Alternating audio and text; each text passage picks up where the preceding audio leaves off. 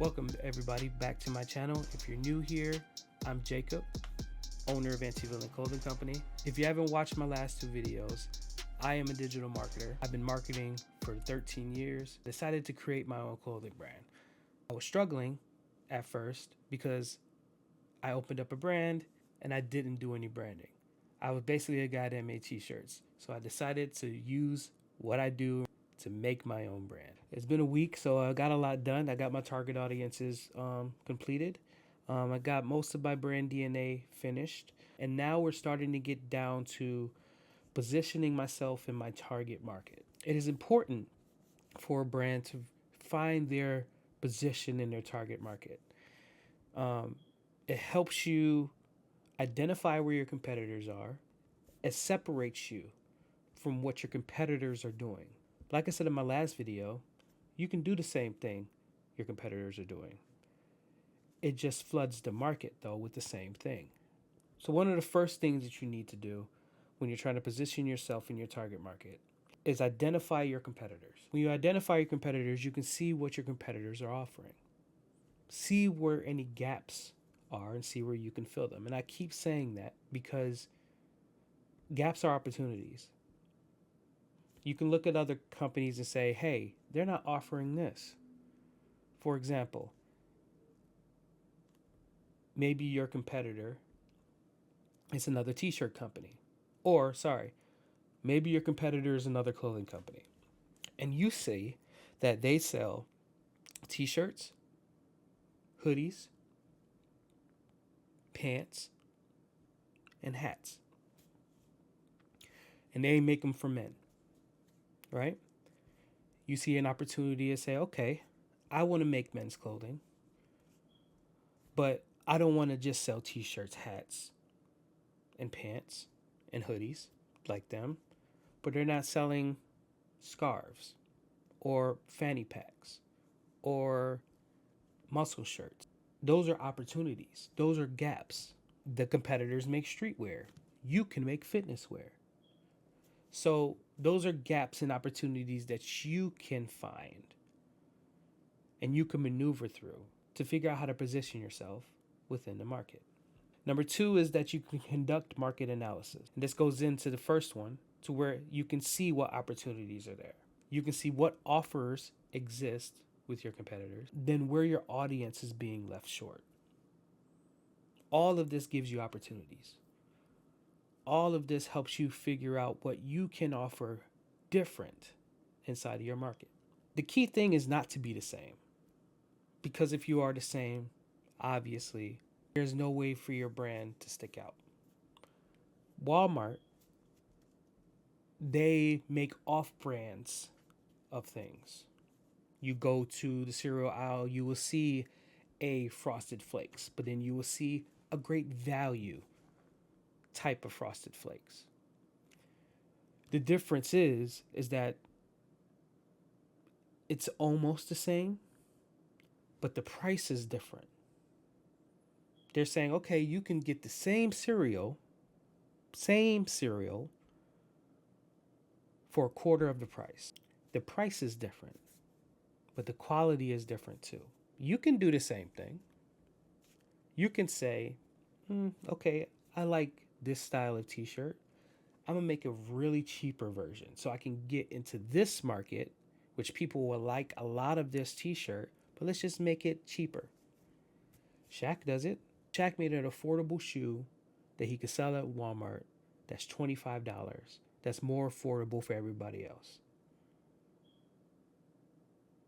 He still made shoes, and he probably sells a lot of them too. But he found a gap. In basketball shoes, there are a lot of expensive shoes, but there weren't any stylish, affordable shoes. So he went into that market. The same market with the Fubu's and the Starberries and all other types of value shoes. Now before, we used to go to Payless and get all those shoes. That was the market. Payless was affordable shoes for people who couldn't afford the $100 shoe. And heck, you could probably get 2 pairs of shoes for $20. But it was a market.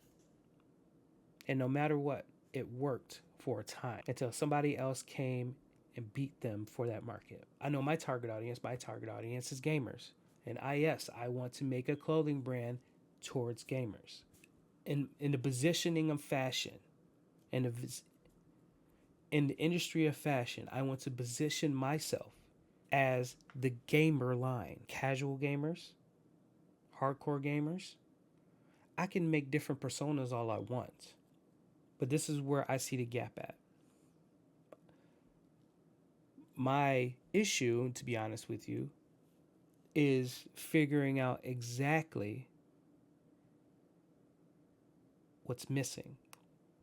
So with that, I have to do more research. And I think more of my research is actually going to have to go into actually talking to gamers. Asking, when they think of fashion for gamers, what do they think of? What is missing? What would they want? Are they happy with the Balenciagas? Are they happy with the Nikes? Are they happy with the Adidas? Are they happy with the graphic tees that they get from merchandise stores? Do they want something that expresses them, that expresses for them? What do they think that looks like? Is my example going to be enough for them? So some of this is going to have to be some groundwork, and that's what I'm going to be doing within the next week. Now you design your brand experience. You design how you want people to interact with your brand. That's look, feel, character, performance. You know, the ways people are going to interact with your brand on social media. You control that. You control the story. You control the look. You control the design. And it's that simple. It's not that hard. It's just an extra step to help reassure that what you're doing is the correct thing for your marketing, for your brand. This is basically the key to most of your marketing strategy. This is basically the key to what you're going to sell and how you're going to sell it. And if you don't have all of these 3 things that I made my first 3 videos about it, and I'm going to link the other 2 at the end of this video, just in case you did not watch them, you're basically doing your brand a disservice. You're doing yourself a disservice, and you're doing your customers a disservice. You don't know what your brand is, your customers aren't going to know what your brand is. You can't relay the message of nothing. I'm sorry, you can't.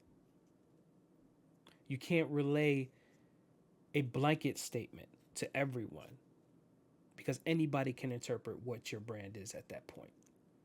They're just going to go with something that they love and they follow, that is reliable to them, that they understand. And maybe I don't have all the answers for my brand yet, but I'm going to find out if this is the right play. And if it's not, then I have to adjust. I'm still going to be in gaming. I'm still going to make a clothing brand for gamers, but I have to find the gaps. I have to find the opportunities. So, thank you guys for watching. Please comment and let me know what your position in your target market is going to be. Do you see any opportunities, or do you need help trying to figure out what those opportunities are? Like if you can, subscribe if you can. Don't forget, I'm going to be making more of these videos so you guys can follow me through this journey of creating a clothing brand. Thank you guys for watching. Peace out.